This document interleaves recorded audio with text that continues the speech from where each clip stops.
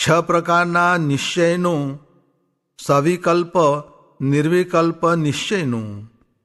સ્વામિનારાયણ હરે સંવત 1877 માક્ષરવદી નવમીને દિવસ સ્વામી શ્રી સહજાનંદજી મહારાજ ગામ શ્રી લોયા મધ્યે સુરા ભક્તના દરબારમાં રાત્રિને સમયે વિરાજમાન હતા ને ગરમ પોષની રાતી ડગલી પહેરી હતી ને બીજા સર્વ શ્વેત વસ્ત્ર ધારણ કર્યા હતા અને પોતાના મુખારવિંદની આગળ પરમહંસની સભા તથા દેશ દેશના હરિભક્તની સભા ભરાઈને બેઠી હતી. પછી શ્રીજી મહારાજે પ્રશ્ન કર્યો છે, ભગવાનનો નિશ્ચય બે પ્રકારનો છે, એક સવિકલ્પ અને બીજો નિર્વિકલ્પ, અને તે બેમાં પણ ઉત્તમ, મધ્યમ અને કનિષ્ઠ એ ત્રણ પ્રકારના ભેદ છે. તે બે મળીને 6 ભેદ થયા. તેના લક્ષણ પૃથક પૃથક કરીને કહો. પછી તેનો ઉત્તર પરમહંસ વતે થયો નહીં. ત્યારે શ્રીજી મહારાજ બોલ્યા છે, સવિકલ્પ નિશ્ચયમાં કનિષ્ઠ ભેદ તો એ જે ભગવાન જે તે અન્ય મનુષ્યની બરોબર કામ, ક્રોધ, લોભ, સ્વાદ, માન એ આદિકને વિશે પ્રવર્તે ત્યાં સુધી તો ભગવાનનો નિશ્ચય રહે, પણ જો વધારો કરે તો ન રહે. અને મધ્યમ ભેદ તો એ જે મનુષ્ય થકી બમણા કામાદિકને વિશે અધિક પ્રવર્તે ત્યાં સુધી પણ નિશ્ચય રહે. અને ઉત્તમ ભેદ તો એ જે ભગવાન ગમે તેવું નીચ જાતિની પેઠે આચરણ કરે તથા મદ્ય, માંસ, પરસ્ત્રી, ક્રોધ, હિંસા ઇત્યાદિ ગમે તેવું આચરણ કરે તો પણ સંશય થાય નહીં. કેમ જે એ ભક્ત ભગવાનને એમ જાણે છે જે ભગવાન તો સર્વના કર્તા છે ને પરમેશ્વર છે ને સર્વના ભોગતા છે, માટે જે જે ક્રિયા પ્રવર્તે છે તે અન્વયપણે નિયંતા રૂપે કરીને સર્વને વિશે રહ્યા જે ભગવાન તે થકી જ પ્રવર્તે છે. તો એ તો કાંઈક થોડીક એવી નીચ જેવી ક્રિયા કરી તેણે કરીને એમને કાંઈ બાદ નથી. કેમ જે એ તો સર્વ કરતા છે. એવી રીતે ભગવાનને વિશે સર્વેશ્વરપણું જાણે, માટે એને ઉત્તમ સવિકલ્પ નિશ્ચયવાળો ભગવદ્ ભક્ત કહીએ. અને હવે નિર્વિકલ્પમાં કનિષ્ઠ ભક્ત કયો તો ભગવાનને સર્વ શુભ અશુભ ક્રિયા કરતા દેખે તો પણ એમ સમજે છે સર્વ ક્રિયાને કરે છે તો પણ અકર્તા છે. કેમ જે એ ભગવાન તો બ્રહ્મરૂપ છે. તે બ્રહ્મ કેવું છે તો આકાશને પેઠે સર્વને વિશે રહ્યું છે ને સર્વની ક્રિયાઓ તેને વિશે જ થાય છે. એવું જે બ્રહ્મપણું તે ભગવાનને વિશે જાણે.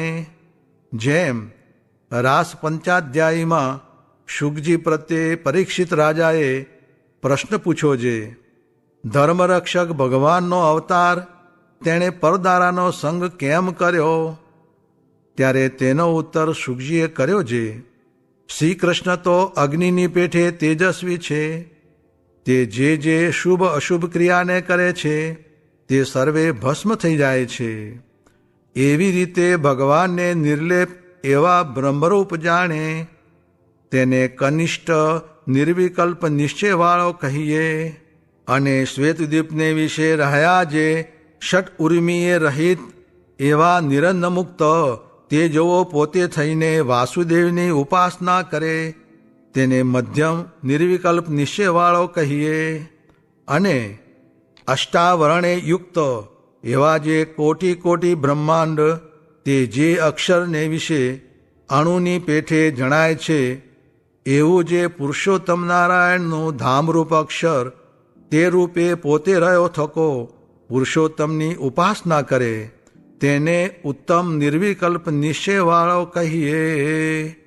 ત્યારે ચૈતન્યાનંદ સ્વામીએ પૂછ્યું છે, હે મહારાજ, એવી રીતે નિશ્ચયના ભેદ તે શાણે કરીને થયા છે?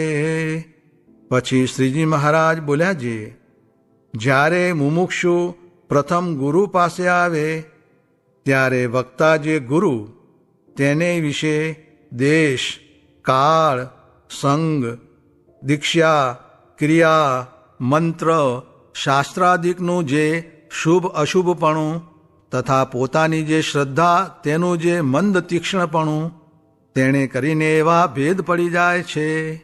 માટે સારા દિશાદિકને સેવવા તથા વક્તા પણ સુધો શાંત હોય ને તેમાં કોઈ દોષ ન હોય તે સમયે તે થકી જ્ઞાન સાંભળવું. ત્યારે વળી ચૈતન્યાનંદ સ્વામીએ પૂછ્યું છે, કદાચિત કોઈક યોગે કરીને કનિષ્ઠ નિશ્ચય થયો હોય તેને પાછો વળી ઉત્કૃષ્ટ નિશ્ચય થાય કે નહીં? ત્યારે શ્રીજી મહારાજ બોલ્યા છે, જો શ્રોતાને ઉત્કૃષ્ટ શ્રદ્ધા ઉપજે તથા રૂડા દિશાદિક પ્રાપ્ત થાય તથા ઉત્કૃષ્ટ જ્ઞાનવાળો વક્તા મળે તો સર્વોત્કૃષ્ટ નિશ્ચય થાય, નહીં તો જન્માંતરે કરીને ઉત્કૃષ્ટ નિશ્ચયને પામે. ઇતિ વચનામૃતમ. એ રીતે લોયા પ્રકરણનું 12મું વચનામૃત જે તે થયું. પોતા થકી થોડું થાય તો થોડું કરવું ને હાથ જોડવા, પણ કપટ ન કરવું ને આડું અવળું તરી જવું નહીં.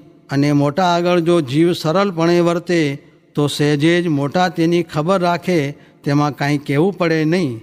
ને જગતમાં પણ એમ રીતિ છે, જે જેનો થઈ રહે તેની ફિકર તેને રાખવી પડે છે, તે મોટા ખબર રાખે.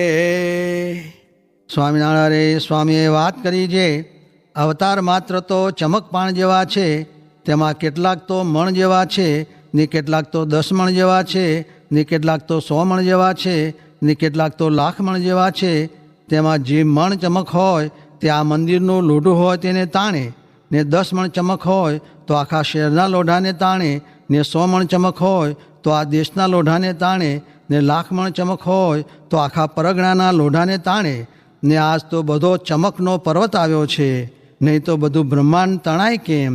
એમ વાત કરીને બોલ્યા જે પૂર્વના અવતારમાં જેમાં જેટલું ઐશ્વર્ય છે તેમાં તેટલા જીવ તણાય છે, ને આજ તો સર્વ અવતારના અવતારી ને સર્વ કારણના કારણ એવા જે પુરુષોત્તમ તે જ પધાર્યા છે. ને તેને જોઈને તો અનંત ધામના પતિ તે ધામના મુક્ત તે મહારાજની મૂર્તિને વિશે તણાઈ ગયા, જેમ ચમકના પર્વતને દેખીને વાણના ખીલા તણાઈ જાય છે તેમ. સ્વામિનારાયણ સ્વામીએ વાત કરી છે, પંચ મહાપાપનો કરનારો હોય તેનું પ્રાયશ્ચિત શાસ્ત્રમાં કહ્યું નથી, તો પણ આ સભાના દર્શન કરે તો તેના પાપ ટળી જાય. કેમ જે આ સભામાં ભગવાન છે, સાધુ છે, સર્વે છે. સ્વામિનારાયણ હરે સ્વામીએ વાત કરી છે, નથુ પટેલે વાડીમાં પૂછ્યું છે, બધેથી આસ્થા તૂટીને એક ઠેકાણે કેમ થાય? ત્યારે સ્વામીએ ઉત્તર કર્યો છે, તેના જાણીને બધાને માનવા ને જે આપણને મળ્યા છે તેની સાથે પતિવ્રતાની ટેક રાખવી. આપણે એ બધાનું શું કામ છે? આપણે તો દેહ છતાં જેના ભેગા રહ્યા છીએ તે જ તેડવા આવશે, બીજા નહીં આવે. ને મરીને તેના ભેગું રહેવું છે. ફરી પૂછુંજે, અહો અહો કેમ થતું નથી? ત્યારે સ્વામીએ ઉત્તર કર્યો છે, ચામડાની મશક પલળતી જાય તેમ પાણી સમાતું જાય, તેમ ધીરે ધીરે થતું જાય છે. સ્વામિનારાયણ હરે સ્વામીએ વાત કરી છે, ભગવાન તો ઘણાયને મળે છે, પણ આવી ગમત કોઈએ કરાવી નથી. ને આ યોગ ઘણો દુર્લભ છે. ફરી ફરીને આવો યોગ નહીં બને, કારણ કે હાલ સાક્ષાત ભગવાનનો યોગ છે, ને હાલમાં ઘડી ઘડી પળ પળ જાય છે, તે ઘણી દુર્લભ છે.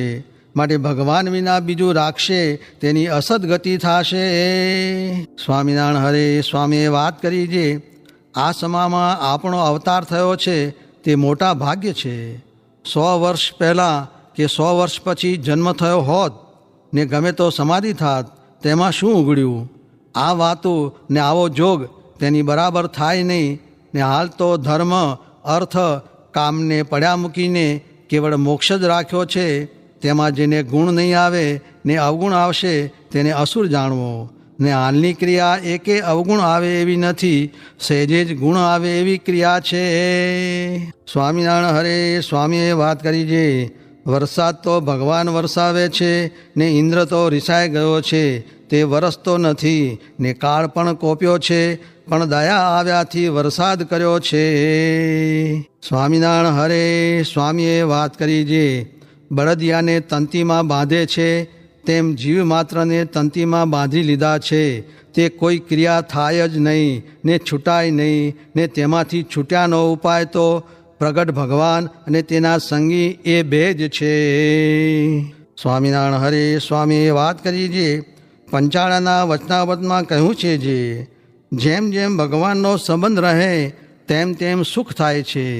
તે ભગવાન પરોક્ષ હોય ત્યારે કેમ સંબંધ રહે. પછી ઉત્તર કર્યો જે કથા, કીર્તન, વાર્તા, ભજન ને ધ્યાન તેણે કરીને સંબંધ કહેવાય ને તે કરતાં પણ મોટા સાધુનો સંગ એ તો સાક્ષાત ભગવાનનો સંબંધ કહેવાય ને ભગવાનનું સુખ આવે.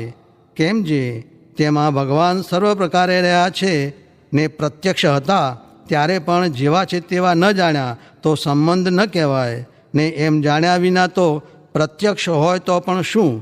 ને તેમજ જે સંતમાં ભગવાન સર્વ પ્રકારે રહ્યા છે તેને જાણે તો આજે પ્રત્યક્ષ છે, એમ જાણ્યા વિના તો આજે પરોક્ષ છે. ત્યારે એક સાધુએ કહ્યું જે મૂર્તિઓ પ્રત્યક્ષ નહીં. ત્યારે સ્વામી બોલ્યા જે પ્રત્યક્ષ ભગવાન તથા સંતના ચરિત્રમાં મનુષ્ય ભાવ આવે તો અમાવાસ્યાના ચંદ્રમાની પેઠે ઘટી જાય છે ને દિવ્ય ભાવ જાણે તો બીજના ચંદ્રમાની પેઠે વધે છે. તેમ મૂર્તિઓ શું ચરિત્ર કરે જે તેનો અવગુણ આવે ને ઘટી જાય. માટે બોલતા ચાલતા જે ભગવાન તે જ પ્રત્યક્ષ કહેવાય ને મોટા સંત હોય તે જ મૂર્તિઓમાં દૈવત મૂકે છે.